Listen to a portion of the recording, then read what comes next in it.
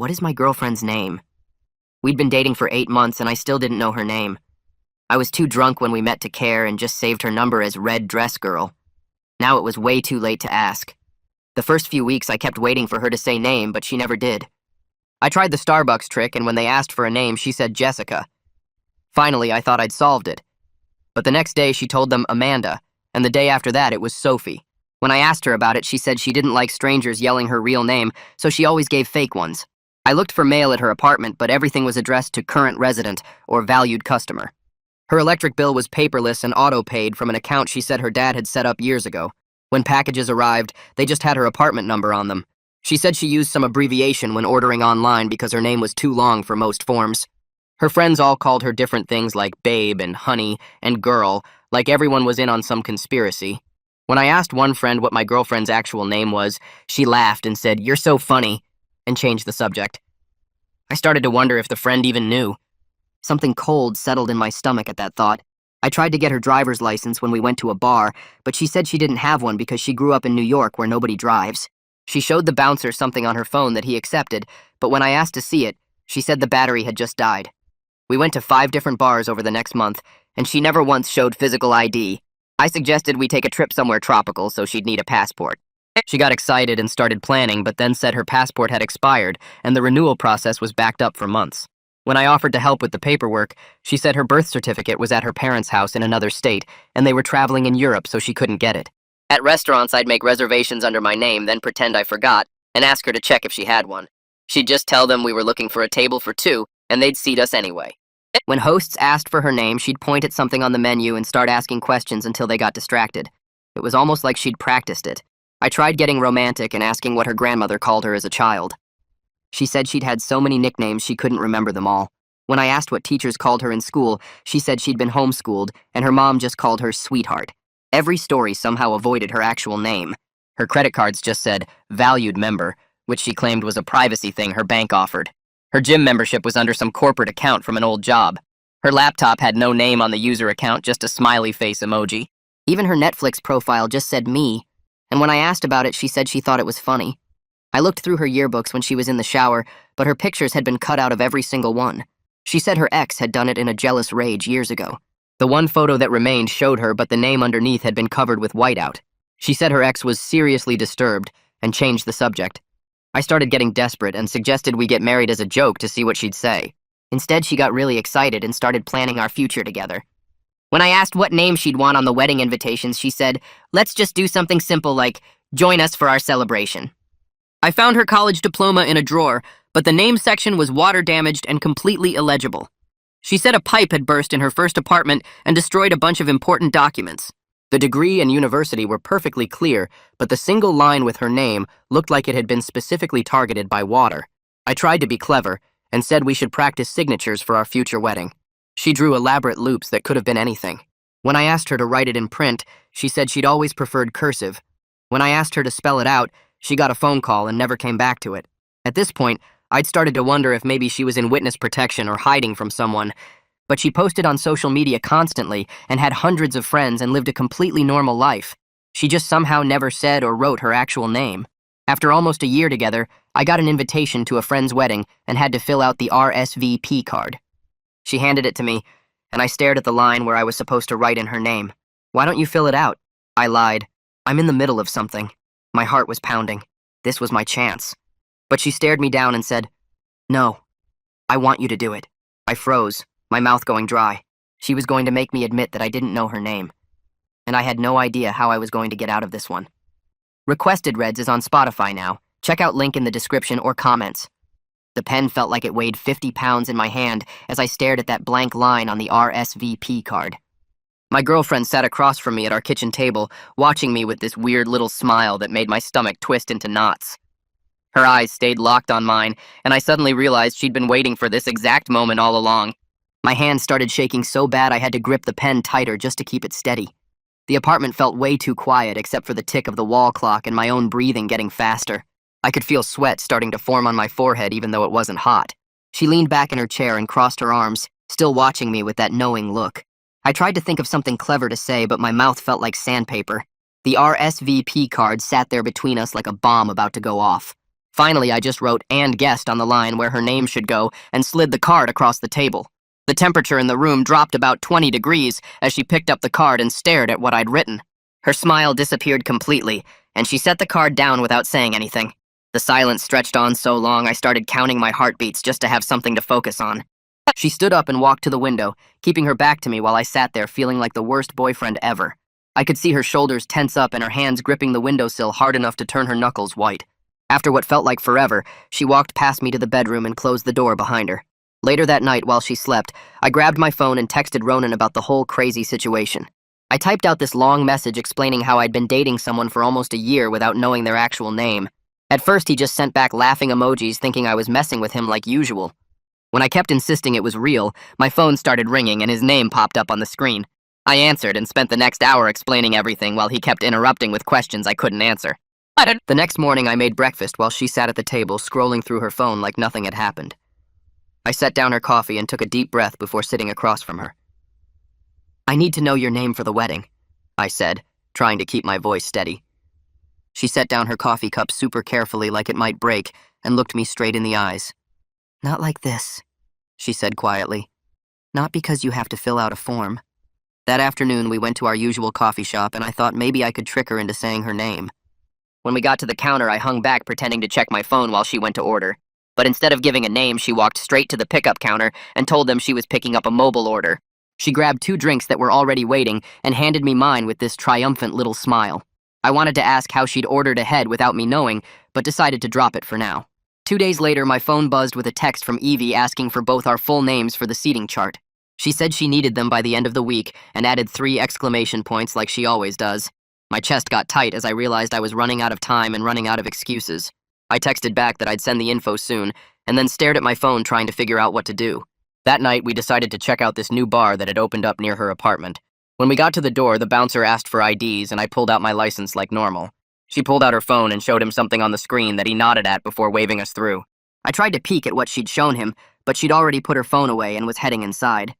The whole thing took maybe 5 seconds, but left me even more confused about how she kept pulling this off.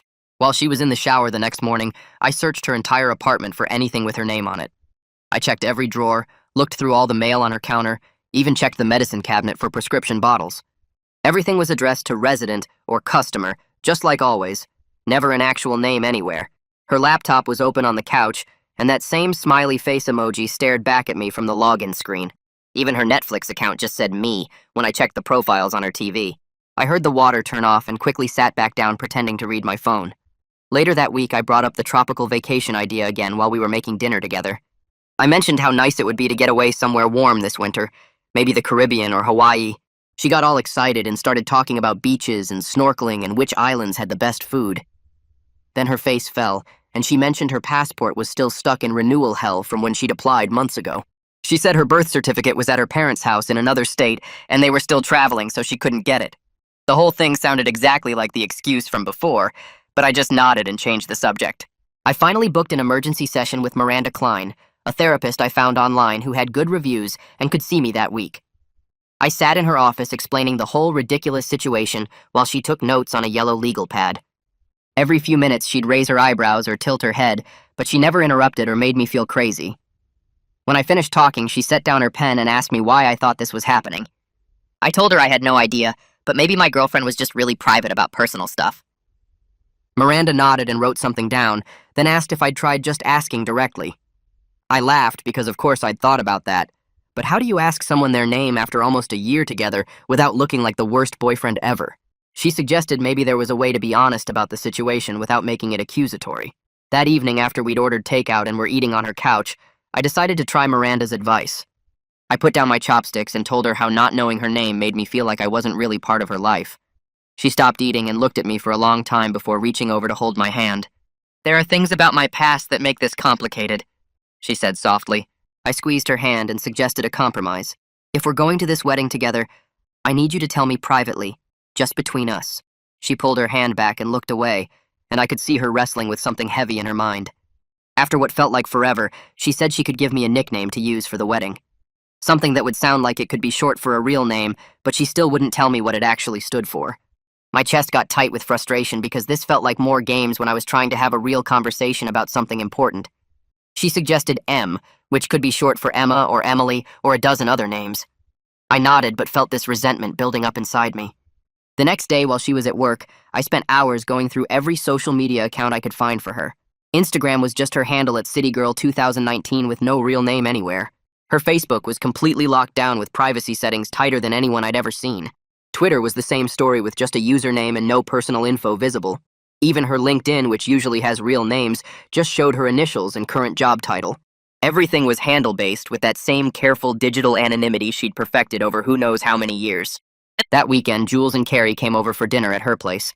While we were eating, I tried to casually bring up college memories, hoping they'd mention what they called her back then. Jules started telling this story about their sophomore year, but when I asked what nickname everyone used for my girlfriend back then, she smoothly switched to talking about their spring break trip to Cancun. Carrie jumped right in with details about the resort and the beaches, and I felt completely managed, like they'd rehearsed this deflection. Her parents called while I was there Sunday afternoon, and she put them on speaker so I could say hi. They were warm and chatty, asking about our weekend plans, and her mom telling this long story about their neighbor's new dog. The entire 20-minute conversation somehow happened without anyone using a single name, just sweetheart and honey and dear flying around.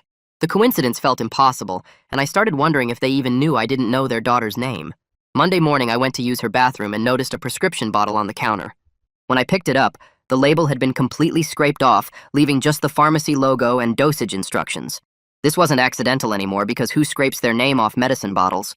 She was deliberately erasing every trace of her identity from her own apartment. My phone buzzed with another text from Evie asking about the names for the seating chart. She said she really needed them by Friday and added a bunch of stressed emoji. I texted back that I was waiting to confirm our +1 status, even though we'd already RSVP'd yes weeks ago. The guilt of lying to my friend about something so simple made my stomach hurt, but I didn't know what else to do. That night, I tried one more time while we were getting ready for bed. I promised I wouldn't write her name down anywhere or tell anyone if she'd just tell me privately. She sat on the edge of the bed and her eyes got glossy, like she might cry. "There's painful history involved," she finally admitted. I sat next to her and waited, but she didn't say anything else. I realized this was bigger than just being quirky or private about her name. Thursday night, she fell asleep on the couch after we'd been watching movies. Her phone was right there on the coffee table, and I knew her passcode from watching her type it so many times. I picked it up and started to open it, thinking I could check her mobile wallet for some kind of ID. My finger was on the home button when she suddenly woke up and saw me with her phone in my hand. The look on her face wasn't anger, but this deep betrayal, like I'd just destroyed something between us. "Were you trying to go through my phone?" she asked, and her voice was so quiet it was worse than if she'd yelled. I couldn't even deny it because we both knew exactly what I'd been about to do. She took her phone and went to the bedroom, closing the door behind her. I sat on the couch feeling like the worst person alive for violating her trust like that. I grabbed my phone and texted Ronan asking if I could crash at his place for a few days. He replied within minutes saying his couch was mine and asking if I was okay. I went to our closet and threw some clothes into my gym bag, trying not to make too much noise. She stayed in the bedroom the whole time I was packing, and I could hear her moving around, but she didn't come out. I left a note on the kitchen counter saying I was giving us both space and would be at Ronan's if she needed me. The drive to his apartment took 20 minutes, and I spent the whole time replaying that moment when she caught me with her phone. Ronan opened his door before I even knocked and pulled me inside without asking questions. He made tea while I sat at his kitchen table and finally told him everything about not knowing her name for almost a year. His eyes got wider with each detail, and when I finished, he just sat there processing it all. He didn't judge or make jokes, just let me talk through my confusion about why I'd violated her trust like that. For 3 days, I stayed on his couch going to work and coming back to his place instead of home. She didn't text or call, and I didn't push, though I checked my phone constantly, hoping she'd reach out.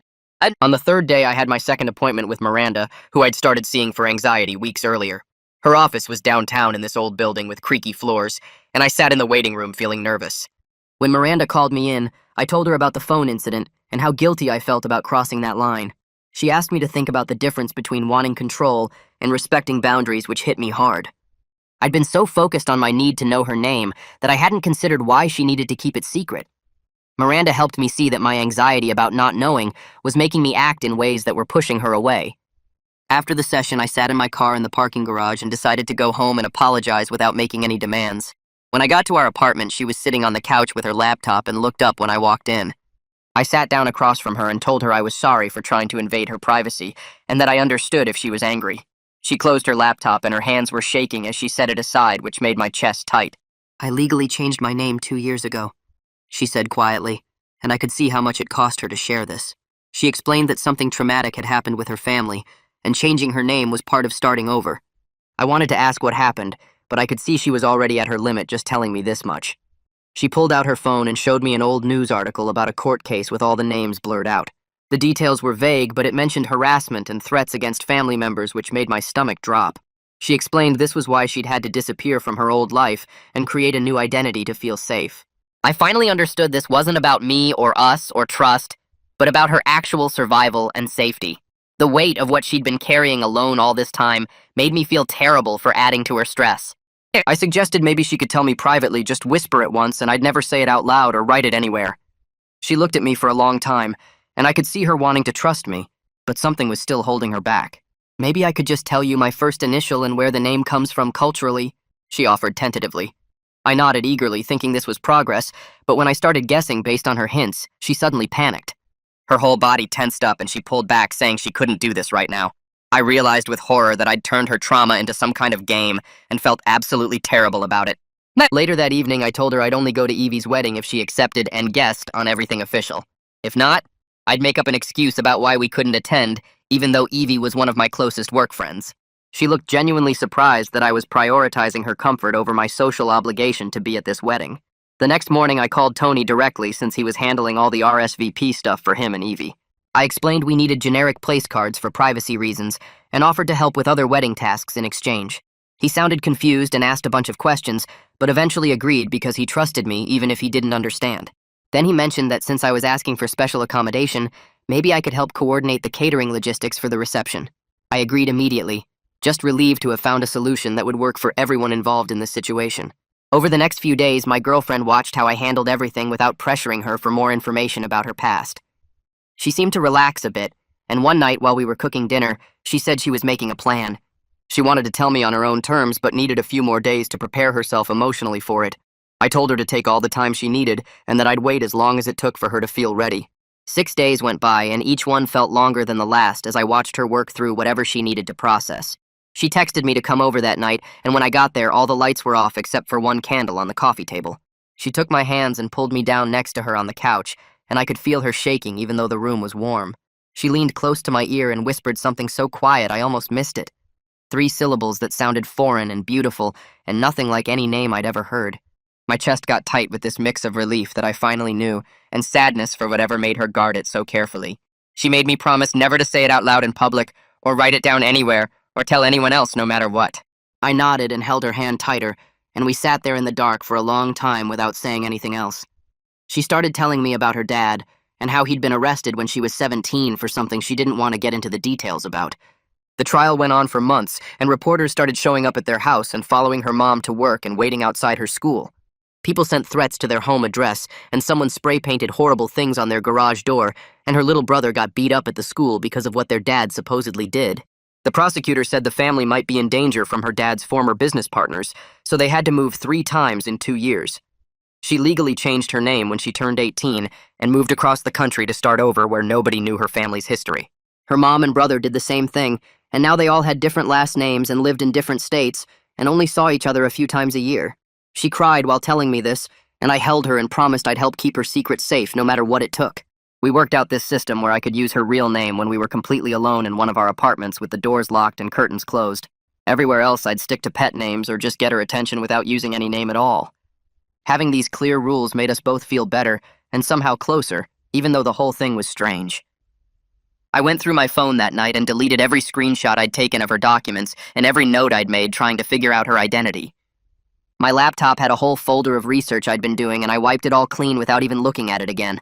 Letting go of that need to investigate felt like putting down something heavy I'd been carrying around for months without realizing how much it weighed. The next week, she had a doctor's appointment and asked if I wanted to come with her. At the check-in desk, she gave her legal name to the receptionist, and I just sat there reading a magazine without reacting or commenting on finally hearing it said out loud. In the elevator afterward, she squeezed my hand and thanked me for not making it weird or acting like it was some big moment. I called Evie that afternoon to confirm our place cards would just say guest, and she said that was fine since I'd been helping coordinate all the vendor payments and pickup times. The whole wedding stress that had been building up just disappeared, and we could actually look forward to going and celebrating with everyone. The day of the wedding was perfect weather, and we got dressed up and drove out to the venue feeling relaxed for the first time in weeks. During cocktail hour, I was talking to some work people when someone asked about my girlfriend, and I almost said her name without thinking. I caught myself at the last second and smoothly switched to calling her my partner and pointing across the room where she was chatting with Evie. She must have noticed because she gave me this small, grateful smile that made my chest warm. The reception was beautiful, and after dinner we stepped outside to get some air away from the loud music. She told me how safe I'd made her feel all day by keeping our agreement and not treating her differently, even though I knew her secret now. We found a quiet spot on the patio and slow danced to the muffled music coming through the windows, feeling closer than we'd ever been despite how weird our situation was. The week after the wedding, I called Evie privately to apologize for being difficult about the seating chart stuff. She laughed and said she was just happy we could make it, and that I seemed more relaxed than I had in months, which was true. She mentioned how nice it was to finally meet my girlfriend properly and how good we looked together, which made me smile. My next therapy appointment with Miranda was 3 days later, and I spent most of the session talking about my pattern of crossing boundaries when I got anxious. I told her about the phone snooping incident and how terrible I'd felt when I saw the betrayal on my girlfriend's face. Miranda helped me understand that love doesn't mean knowing everything about someone and that respecting privacy is actually a form of intimacy. She gave me homework to practice sitting with uncertainty without trying to control or investigate my way out of it. I committed to working on this long term because I could see how my need for control had almost ruined the best relationship I'd ever had. That night at her apartment, she pulled out a shoebox from under her bed and showed me the yearbook pages her ex had torn out. The edges were ragged where he'd ripped them, and some had burn marks on them. She explained how he'd shown up at her apartment after she'd broken up with him and destroyed everything with her name on it. He'd poured water on her diploma and scratched her name off every photo he could find. The police had gotten involved, but he'd kept finding ways to contact her through fake social media accounts. She'd changed her phone number 3 times and moved twice before finally deciding to just erase her name completely. Her hands shook as she put the box away, and I understood this wasn't just quirky privacy stuff, but actual survival. We sat on her couch for a long time and agreed to pump the brakes on all the marriage talk we'd been throwing around. The pressure that had been building up between us just melted away, and we could breathe again. She ordered Thai food using her usual fake name, and we watched movies without any weird tension for the first time in weeks. 2 weeks later, Ronan invited us to dinner at his place, and I introduced her as my love, without using any name at all. He didn't ask questions or make it weird, and just welcomed her with his usual warmth. She actually laughed at his stupid jokes and helped him cook while I set the table. After we left, she squeezed my hand in the car and thanked me for not telling him about her situation. I noticed she'd started changing some of her online accounts to just use initials instead of the fake names. Her Instagram changed from some random handle to just K.M, which felt like progress even if I didn't know what the letters stood for. She updated her food delivery apps too and started using just K when ordering coffee. Each tiny step felt huge considering where we'd started from. 3 months passed and we got invited to this house party where everyone had these ridiculous nicknames anyway. People were calling each other Shark and Beans and Princess, so we fit right in without any questions. She was loose and fun in a way I hadn't seen since before the wedding drama started. We played beer pong and she trash-talked the other team while everyone called her Babe, and it felt completely normal. The next morning over breakfast, I told her straight up that if the secrecy started spreading to other parts of our life, we'd need to stop and figure things out. She nodded and said she understood and actually appreciated having clear lines about what was okay and what wasn't. We wrote down some basic rules about what situations needed real names and which ones didn't. Her parents called on video chat a few weeks later, and this time she introduced me by my actual name while they called her Sweetheart like always. Her mom asked about our plans for the holidays, and we made normal conversation without any of the weird, careful dancing around words. They seemed happy she was dating someone stable, and I realized they probably didn't even know I'd been struggling with the name thing. A new wedding invitation showed up in my mail the next month for another college friend getting married. I grabbed a pen and wrote plus guest on the RSVP card without even thinking about it. She saw me do it from across the room and smiled but didn't say anything. I mailed it the next day and didn't feel any resentment or frustration about the situation. The whole thing had shifted from this huge mystery I needed to solve to just how we did things as a couple. We went shopping for wedding clothes, and she paid with her anonymous credit card while I handled the stuff that needed names. At the store, she tried on dresses, and the saleswoman kept calling her Hun, which worked perfectly. We found her a green dress that looked amazing and bought it without anyone needing to know who she was. The wedding was at this vineyard 2 hours away, and we drove up early to help set things up. I introduced her to people as my girlfriend, and everyone just rolled with it like it was totally normal. During the ceremony, she held my hand, and we watched our friends exchange vows without any of the stress from Evie's wedding. At the reception, we danced to every song, and she let loose in a way that made me fall for her all over again. People took photos and tagged her with emojis instead of names on social media, which she thought was hilarious. We caught the shuttle back to the hotel and spent the night talking about everything except her name. The trust between us had grown into something solid that didn't need every single detail spelled out to work. Looking back at those 8 months of not knowing felt like a different lifetime, even though it had only been a few months since the crisis. We'd found our rhythm as a couple with weird boundaries but real connection underneath it all. Feels like we just chatted on the couch. I'm grabbing a snack and hitting record again. Come back for the next round.